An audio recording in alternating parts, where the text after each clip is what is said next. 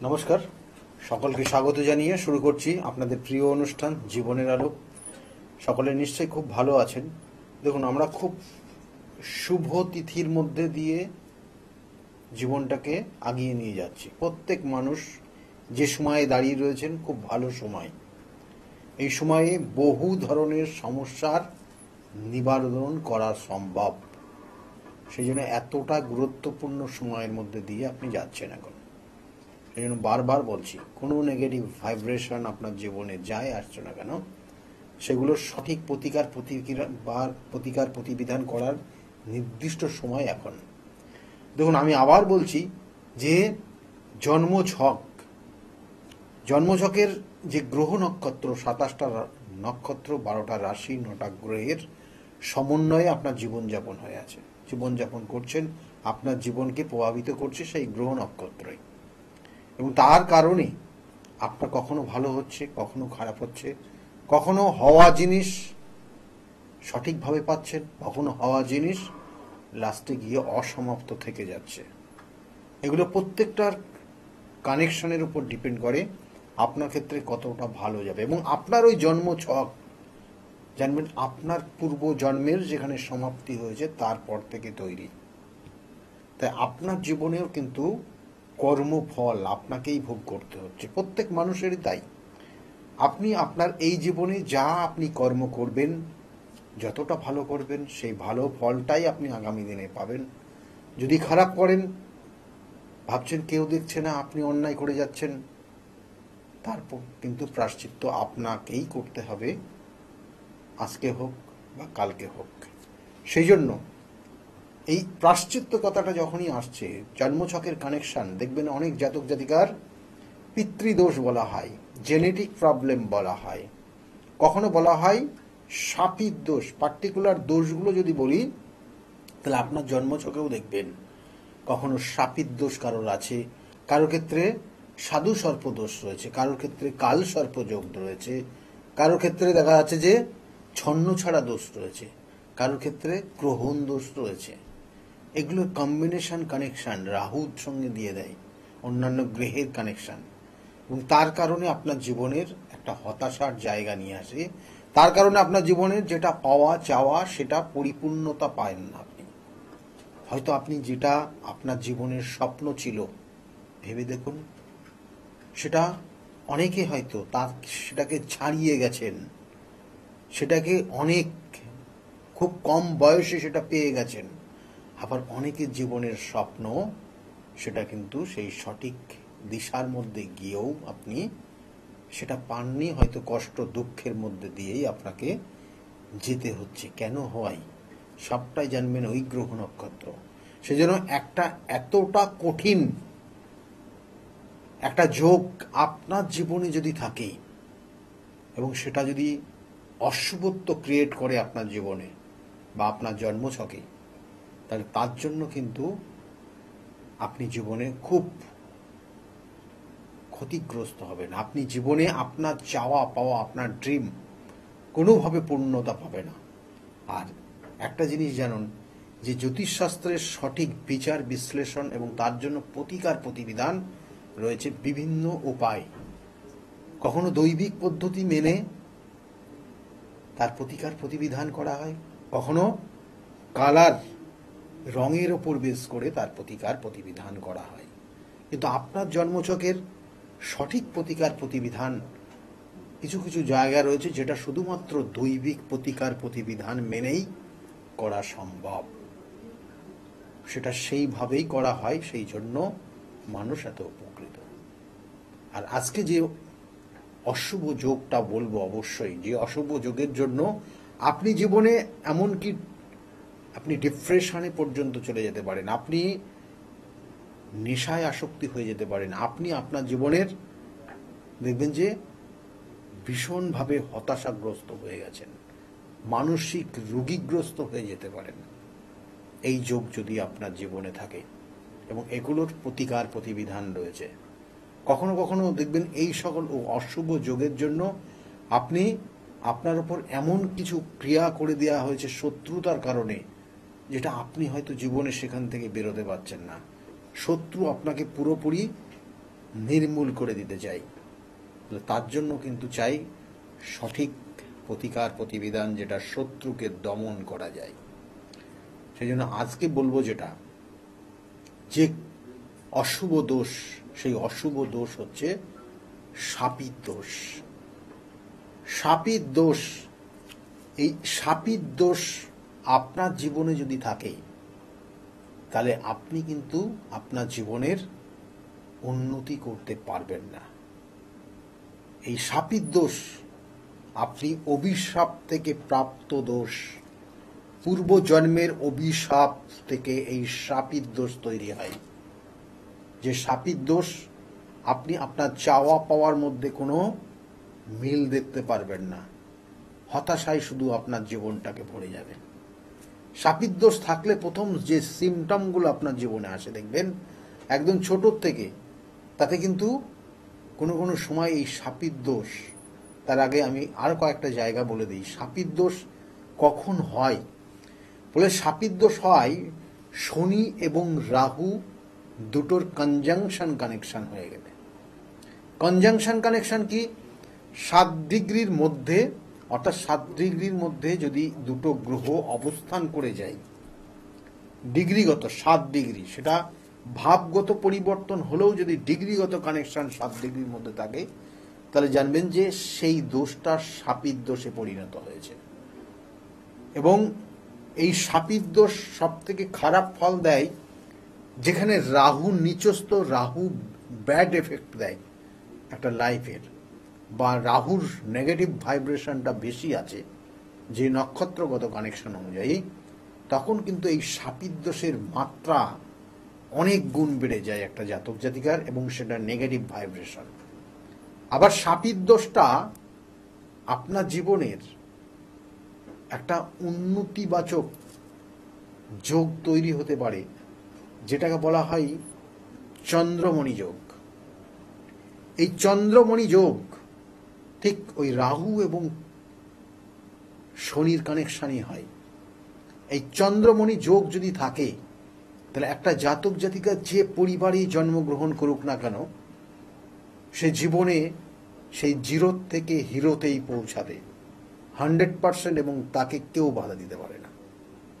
তাই এই শাপিত দোষ দুরকমের ফল দেয়, দুটো গ্রহের কনজাংশন দুরকম ফল কিন্তু আশা করা যায়। আপনার ক্ষেত্রে কতটা ভালো দেবে, কতটা খারাপ দেবে, সেটা ডিপেন্ড করবে আপনার ওই জন্মছকের গ্রহগত কানেকশনের ওপর। তাই শাপিত দোষ যদি হয়, যেটা শুধু দোষী, কোনো চন্দ্রমণি যোগ না, আর চন্দ্রমণি যোগ 3টে ভাবে গিয়ে এই চন্দ্রমণি কানেকশন তৈরি হয় একটা জাতক জাতিকার। কিন্তু এই 3টে ভাবের মধ্যে যদি কোনো একভাবে এই দুটো গ্রহের অবস্থান থাকে, তাহলে জানবেন যে সেই জাতকের এটা চন্দ্রমণি যোগ, এবং সেই জাতক জিরোর থেকে হিরোতে পৌঁছাবে। আর অন্য যে কটা ভাব রয়েছে 12টা ভাবের মধ্যে, চরম জায়গায় নিয়ে গিয়ে তার চরম ক্ষতি করে দেয় শাপিত দোষ। এবং এই সকল জাতক জাতিকারা জীবনের কেরিয়ারের ক্ষেত্রে একদম লাস্ট স্টেজে গিয়ে আটকে থাকে।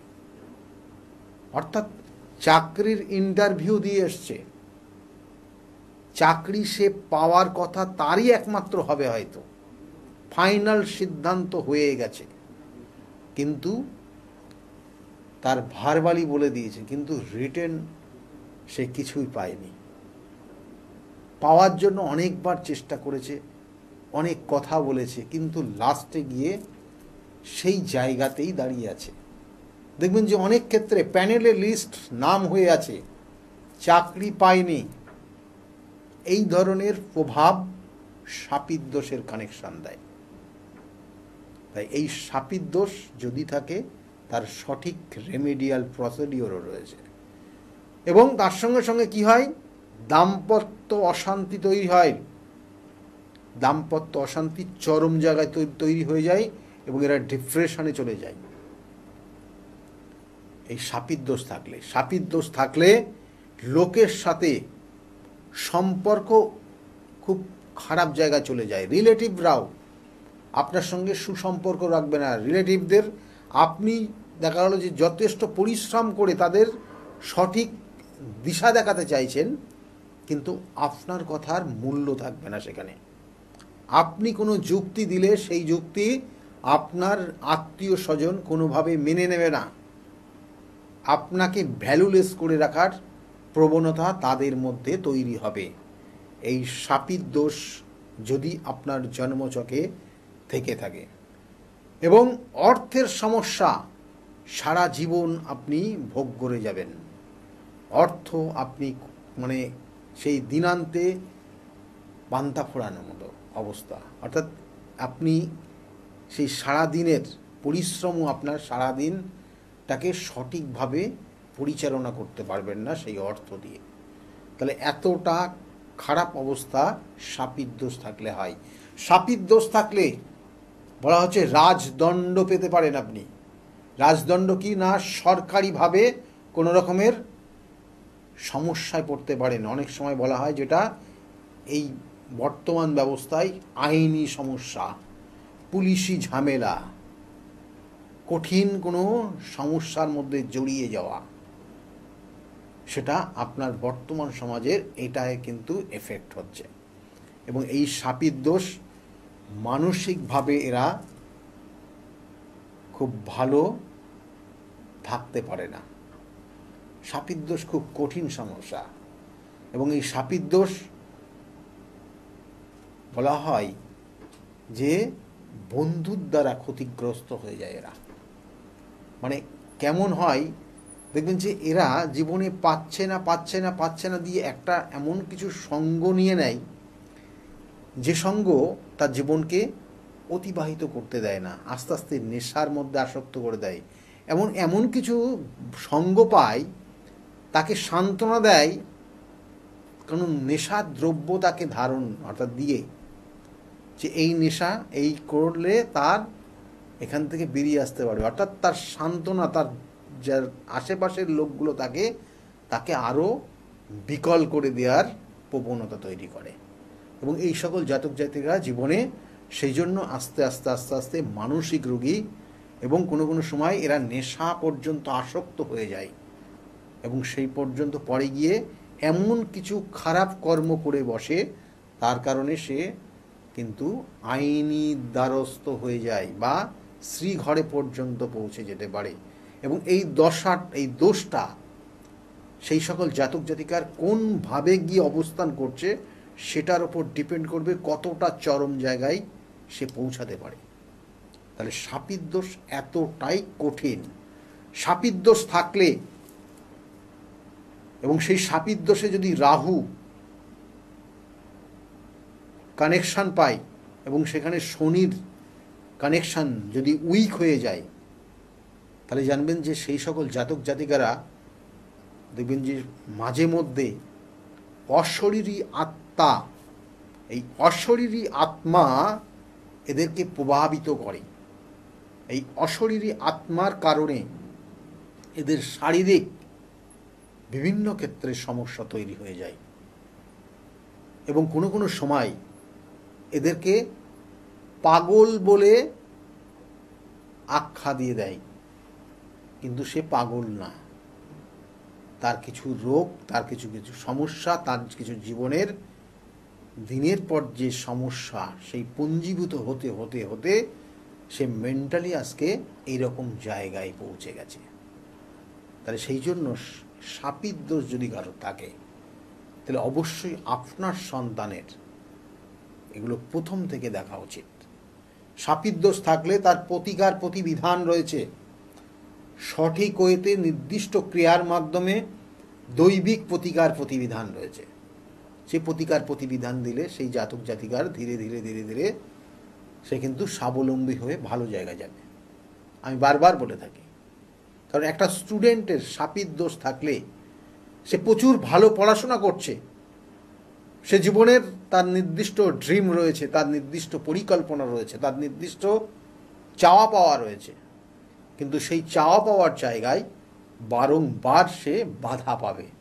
একটা স্টুডেন্ট যদি ভালো পড়াশোনা করে সে যদি মার্কসের ক্ষেত্রে ভালো না পায়, তাহলে তার মধ্যে প্রচুর প্রচুর কষ্ট, বেদনা, যন্ত্রণা তৈরি হয়, এবং যে যন্ত্রণা তার মানসিকভাবে মনটাকে বা মাইন্ডটাকে হিট করে, এবং সেটা কিন্তু পরবর্তীতে এইভাবেই যদি চলতে থাকে, সে হয়তো দেখা যাচ্ছে যে সে বন্ধুদেরকে সহযোগিতা করে, বন্ধুদের সঙ্গে থাকে, বন্ধুদের উন্নতি হচ্ছে, তার কিছু শুভত্ব তৈরি হচ্ছে না, কিন্তু বন্ধুদের থেকে সে বেশি জানে, বন্ধুদেরকে উপকার করে, বন্ধুদের কোনো উপদেশ, সেটা সেই বন্ধুদেরকে কোনো যদি উপদেশ দেয়, সেই উপদেশ সেই বন্ধু মানলে তার প্রচুর উন্নতি হয়েও যাচ্ছে, কিন্তু আলটিমেটলি আপনার এই সন্তান যার শাপিত দোষ রয়েছে তার কিন্তু কিছু উন্নতি হচ্ছে না, সে পিছিয়ে পড়ছে।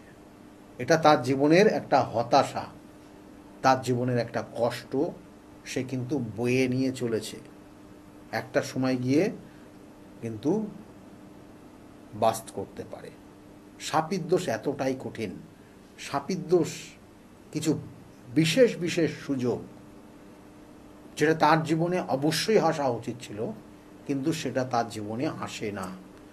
সুযোগ চেষ্টায় হয় না, সুযোগ এমনিতে আসে। সুযোগ দেখবেন যে কিছু কিছু সুযোগ সুবিধা যেটা আপনি একটা নির্দিষ্ট ওয়েতে চলছেন, সুযোগ সুবিধাগুলো আপনার আসে এবং সেটা আপনি কাজে লাগিয়ে আপনার জীবনের উন্নতি করেন বা আপনি আপনার নির্দিষ্ট লক্ষ্য, সেই লক্ষ্যগুলো পূরণ করেন। কিন্তু কিছু কিছু মানুষের দেখবেন এই ধরনের সুযোগ সুবিধাই আসে না, সে কিন্তু তার মধ্যেই রয়েছে, সে সবসময় কর্মের মধ্যে ব্যস্ত রয়েছে, সে সবসময় এই জায়গাগুলো চেষ্টা করছে, সবসময় সে নিজেকে সবসময় সতেজ রেখেছে, একদম অ্যাক্টিভ রেখেছে, কিন্তু সেই সুযোগ সুবিধাগুলো অন্য কারোর কাছে চলে যাচ্ছে, তার কাছে আসছে না। জানবেন যে এই শাপিত দোষের পরিণতি সেইটা। শাপিত দোষ থাকলে কর্মক্ষেত্র পর্যন্ত অশান্তি তৈরি হয়ে যায়, কর্মের বাধা বলা হয়। যেমন বললাম, ইন্টারভিউ দিয়েছেন, আপনাকেই হবে বলেছে, আপনাই একমাত্র পাবেন, কিন্তু আপনার লাস্টে গিয়ে দেখালো ওই ইন্টারভিউটাই আপনাকে ডাকলো না, অন্য কাউকে ডেকে নিল, অন্য কেউ পেয়ে গেল, এবং তার কারণও আপনাকে দর্শাবে না যে কি কারণে আপনি পেলেন না। তাহলে এইগুলো শাপিত দোষের কারণ। শাপিত দোষ এতটাই কঠিন, দেখা গেলো যে অনেক সময় এরা অ্যাপয়েন্টমেন্ট লেটার পেয়ে গেলেও জয়েনিং লেটার পায় না, কঠিন শাপিত দোষ।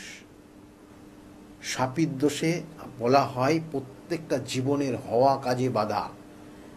দেখবেন এই শাপিত দোষ থাকলে অনেক সময় এই সকল জাতক জাতিকার ওপর যদি কেউ কালা জাদু প্রয়োগ করে, তাহলে সেগুলো খুব জলদি অ্যাকশান হয়, এবং সেই কারণে দেখবেন যে বহু মানুষের, বহু জাতক জাতিকার জীবনে কেরিয়ারের বাধা, বিবাহের ক্ষেত্রে বাধা, সন্তান নেওয়ার ক্ষেত্রে বাধা, বৈবাহিক জীবনে সে বিবাহ হয়ে গেছে কিন্তু বিবাহিত জীবন খুব কষ্টময়, দুঃখময়ের মধ্যে দিয়ে সে যায়, জীবনে বারংবার সে হতাশার শিকার হয়, তার জীবনে হতাশা যার জন্য লেগেই আছে, এই শাপিত দোষের কারণ।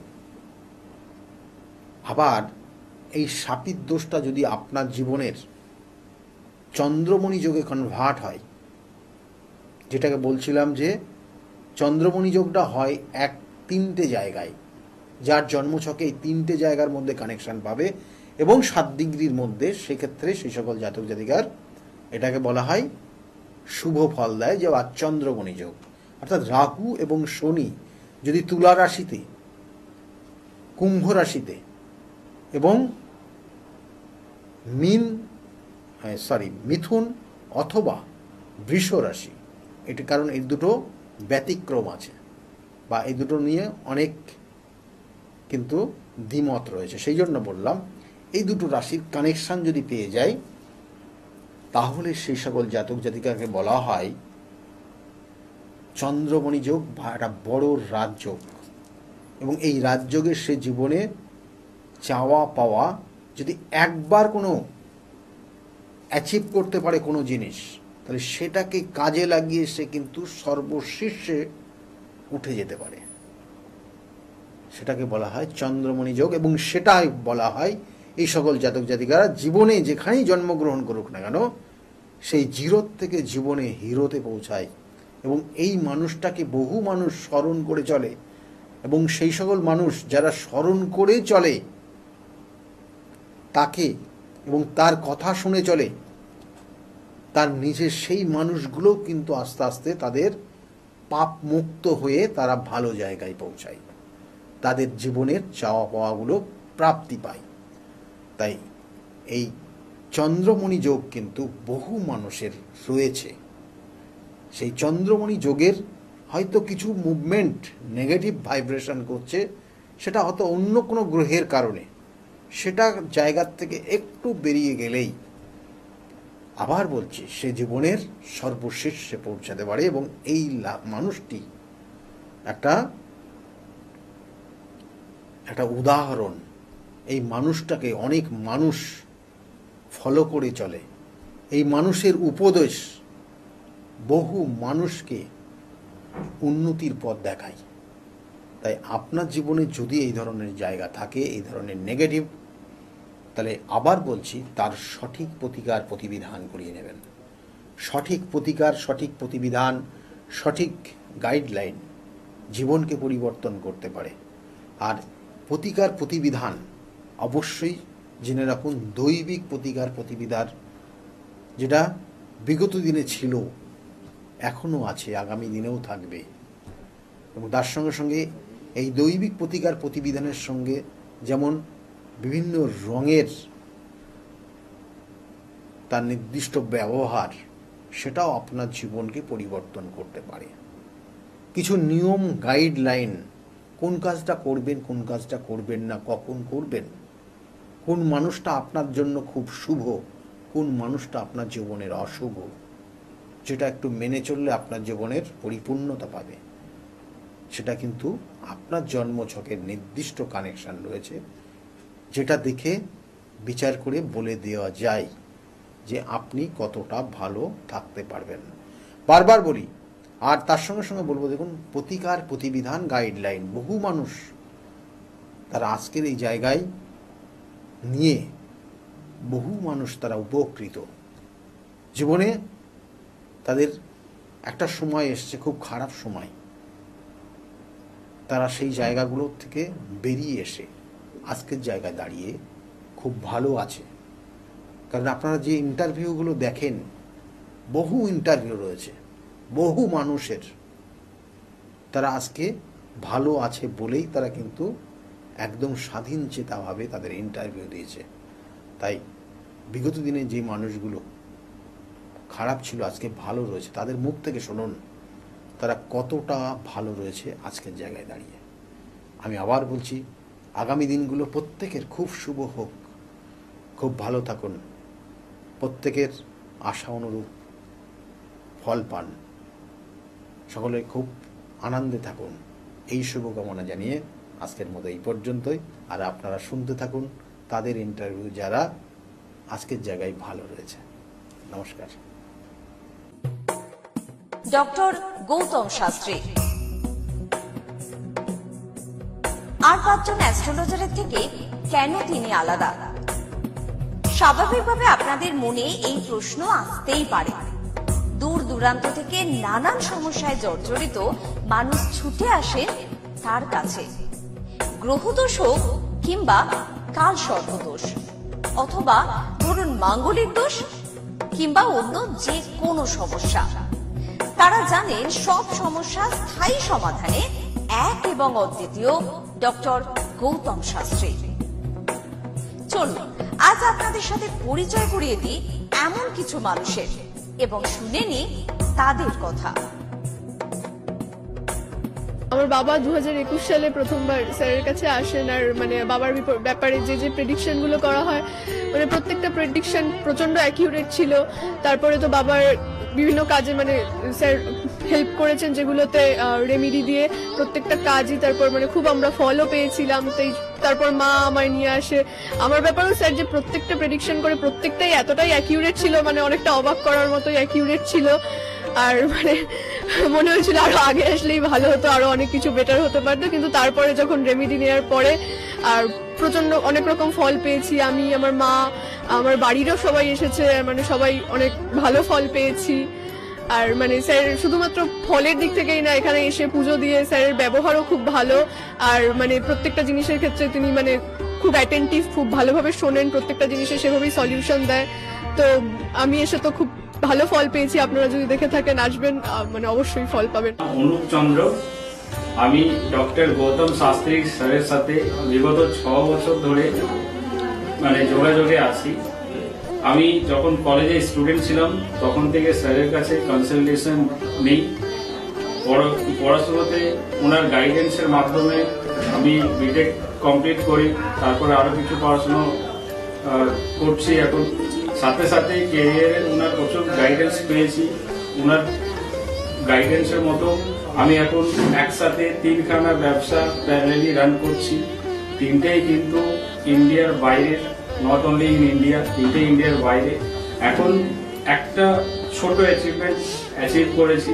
রিসেন্টলি আমি একটা গাড়ি কিনেছি, যেটা Volkswagen company, 25 lakhs and above এর। পরবর্তীকালে বেশ কয়েকটা গোল আছে। স্যারের গাইডেন্সের মাধ্যমে সেই গোলসের উপরে আমি টাইম টু টাইম কাজ করছি।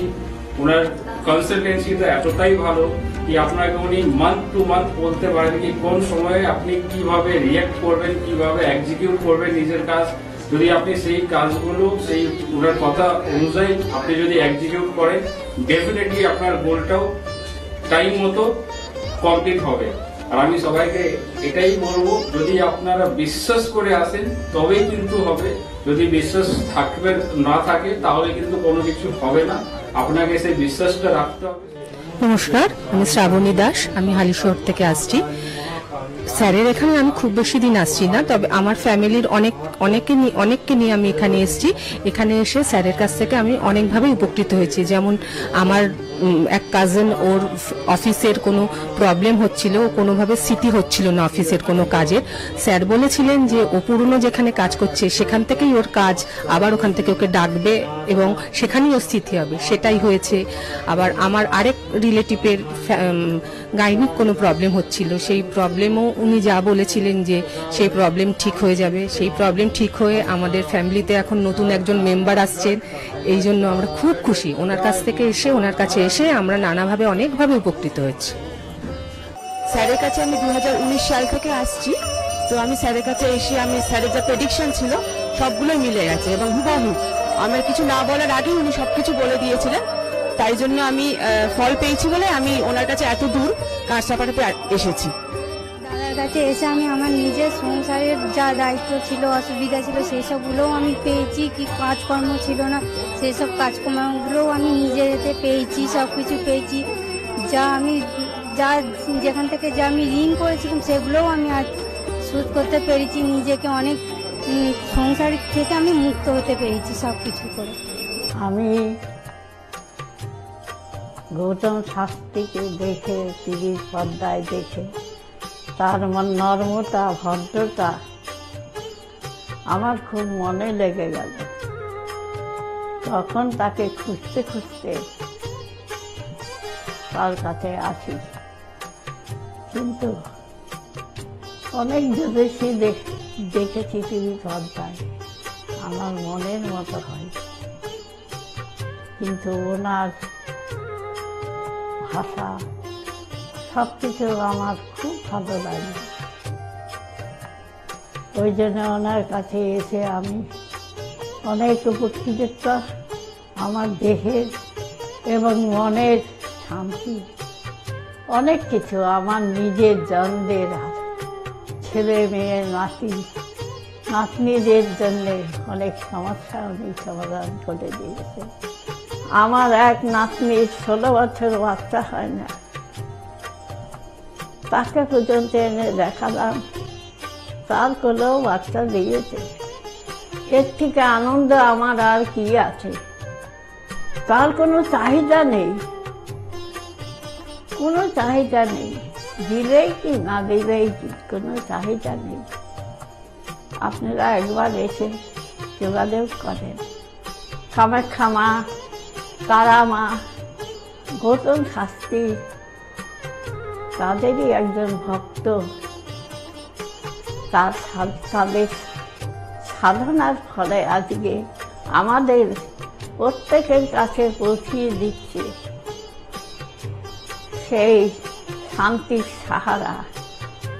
যে যেখানে আছেন, আপনারা যারা আছেননি তারাও এসে তার সঙ্গে দেখা করুন, যোগাযোগ করুন।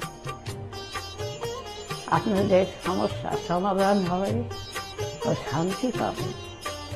আমি তো খুব ভালোবাসি, অন্তর থেকে ভালোবাসি, কেন আমি তো উপর থেকে তো ভারতবর্ষ বই তার নামে যেন ছড়িয়ে পড়ে আমার এই প্রার্থনা। আপনার নাম কি? আমার নাম পলি দাস। আপনি কবে থেকে আসছেন? আমি 4 বছর হয়ে গেল এখানে আসছি।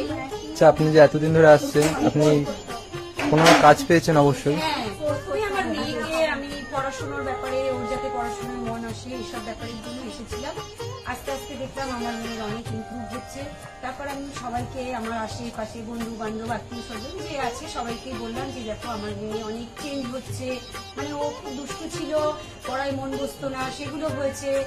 তারপর থেকে বন্ধু বান্ধব সবাইকে বললাম, সবাই আসলো, সবাই খুব আনন্দ, সবাই খুব খুশি, আমিও তো ভীষণ খুশি। আমার আচ্ছা, আজকের ডেটে দাঁড়িয়ে অ্যাস্ট্রোলজার ডক্টর গৌতম শাস্ত্রীর কাছ থেকে যে আপনি যে স্যাটিসফাই হয়েছেন, তা কতটা আপনি স্যাটিসফাই হয়েছেন?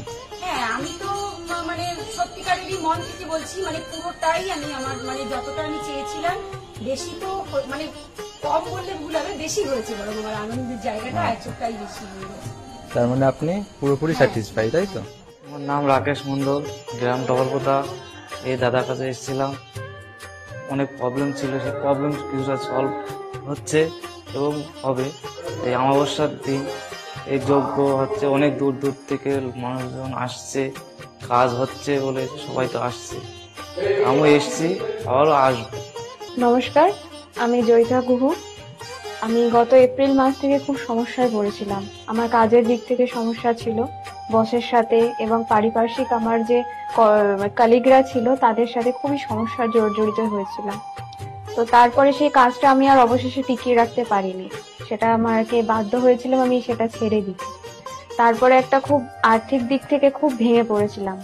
তো সেই সমস্যায় জর্জরিত হয়ে বুঝতে পারছিলাম না কি করব। তো হঠাৎ একদিন টিভিতে প্রোগ্রাম দেখি ডক্টর গৌতম শাস্ত্রী, ওনার কথাবার্তা, ওনার যে উপাচারগুলো রয়েছে, যেগুলো উনি বলেন প্রতিকার, সেগুলো শুনে আমার খুব ভালো লেগেছিল। তো ওনার সাথে এসে দেখা করি, আমার সমস্ত কথাবার্তা ওনার সাথে শেয়ার করি, প্রবলেমগুলো। তারপর উনি আমাকে দেখে আমাকে কিছু বলেন আমার ব্যাপারে, তো সেগুলো একদম হুবহু মিলে যায়। তো তারপরে উনি আমাকে রেমেডি সাজেস্ট করেন, তো আমি সেই রেমেডিটা নিই, আমি ধারণ করেছি। তো ধারণ করার পর আমি আস্তে আস্তে নিজের মধ্যে একটা চেঞ্জ দেখতে থাকি। তো এবং আমি গত আগস্টের 27 তারিখে একটা জব পেয়েছি, যেটা আমার মনের মতো। এখানে আমার ডেজিগনেশন, আমার স্যালারি, আমার মনের মতো লোকেশন আমি এখানে পেয়েছি, মানে এটাতে আমি বিশেষভাবে আপ্লুত। তো সের জন্য অসংখ্য ধন্যবাদ ডক্টর গৌতম শাস্ত্রীকে। নমস্কার, আমি মেলিনা থমাস। আমি গত 1 মাস আগে থেকে ডিপ্রেশনে ভুগছিলাম এবং আমার অনেক রকম সমস্যা দেখা দিচ্ছিল। আমি আমার মায়ের থ্রু থেকে জানতে পারি ডক্টর গৌতম শাস্ত্রীর কথা, এবং আমি সেখানে আমার প্রবলেমগুলো নিয়ে আসি এবং তার কথা মতো আমি প্রতিকারগুলো করি এবং সেই কথা মতো আমি চলতে থাকি। এখন আমার কাছে অনেক জবের অপরচুনিটিস আসছে এবং আমার আগের যে সমস্যাগুলো ছিল সেগুলোও গেছে। আমি সিলেকশন করছি কোন জবটা করব এবং যে কোনো একটা জব আমি সিলেক্ট করব। এবং আগেও আমি ডক্টর গৌতম শাস্ত্রীকে অনেক ধন্যবাদ জানাচ্ছি এই আমাকে এত কিছু করে দেওয়ার জন্য। এবং আপনারা চাইলে আপনারাও আসতে পারেন নিজেদের অসুবিধা নিয়ে এবং তার কাছে এসে সমস্যাগুলোর সমাধান করতে পারেন। আপনারা যদি তার কথা মতো চলেন, আপনারাও আমার মতো ভালো ফল পেতে পারেন। ডক্টর গৌতম শাস্ত্রীর চেম্বারে আপনি কতদিন আসছেন? আমি প্রায় 2.5-3 বছর ধরেই এখানে মানে রেগুলারলি আসছি। মোটামুটি আমার যখনই অসুবিধা হচ্ছে আমি তখন চলে আসছি। আপনি কোন চেম্বারে দেখেছেন? আমি এখানকার কাছাপাড়া চেম্বারে। কাছাকাছি দেখেছেন, মানে আপনি যে সমস্যাটা নিয়ে এসেছেন ওটা কি আপনার কিওর হয়েছে?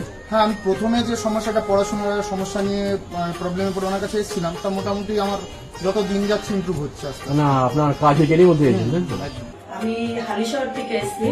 ধরো আমার নাম তো মলিনা ঘোষ, কিন্তু তোমার কি হয়েছে বলো তো, আমি দাদার কাছে অনেক বছর ধরে মানে কয়েক বছর ধরে ভালোই এসেছি। আমি অনেক বিপদে পড়েছিলাম, তো তখন আমি এক টিভি চ্যানেলে দেখে, সবাই কিন্তু প্রোগ্রাম দেখে, সব সিরিয়াল দেখে, সবকিছু দেখে, কিন্তু আমি ওই সিরিয়াল সবকিছু ছেড়ে আমার এমন বিপদ হয়েছিল, আমি শুধু টিভির কাছে বসে শুধু এই শাস্ত্রী চ্যানেলগুলো দেখে দেখে আমি মনে ভাবতাম আমি কাকে মনের মতন পাবো। পেলাম যে সবাই এত চ্যানেলে, কিন্তু আমি সবাইকে দেখেছি, আমার দাদাকেই আমার খুব পছন্দ হলো।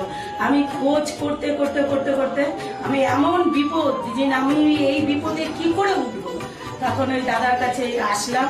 খোঁজ পেয়ে চিকিৎসা করতে করতে তখন দাদার কাছে এসে আমার অনেক বড় বিপদ ছিল, আমার ছেলে স্বামী সব নিয়ে আমার বাড়ির খুব অবস্থা খারাপ ছিল। আজকে ওনার কাছে এসে আমি অনেক উপকার পেয়েছি। আমি সবার কাছে বলছি, আমি এত লোক দেখছি, আমি বলি একটু যদি দাদার কাছে এসে সব ধৈর্য ধরে, কারোর বিফল হবে না, তার ফল ছাড়া বিফল হবে না। আমি ভাবি যে আমি অনেক লোকও পাঠিয়েছি, আমরা যদি প্রচার করতে পারি, অনেকে আছেন এই দাদার কথা বলবো না, বলবো না, কিন্তু না বলেন, মানুষ যদি বিপদের হাত থেকে বাঁচে সবারই তো ভালো হয়। কিন্তু দাদার কাছে আসার পরে আমার এমনও মাঝে একটা এমনও বিপদ গেছে, এই দাদাই আমাকে এই বিপদের হাত থেকে উঠিয়েছে। এর জন্য আমি দাদার কাছে সারা জীবনের জন্য কৃতজ্ঞ থাকি। দাদাকে চাই দাদাও ভালো থাকুক, আমরাও যেন দাদার কাছে এসে দাদা আরো সুস্থভাবে যেতে পারি। শুনলেন তো, এনাদের প্রত্যেকের আশা, ভরসা এবং বিশ্বাসের একটাই নাম, ডক্টর গৌতম শাস্ত্রী, যার সম্পর্কে আমরা এত কিছু শুনলাম। চলুন এবার দেখে নিই তিনি কি বলছেন।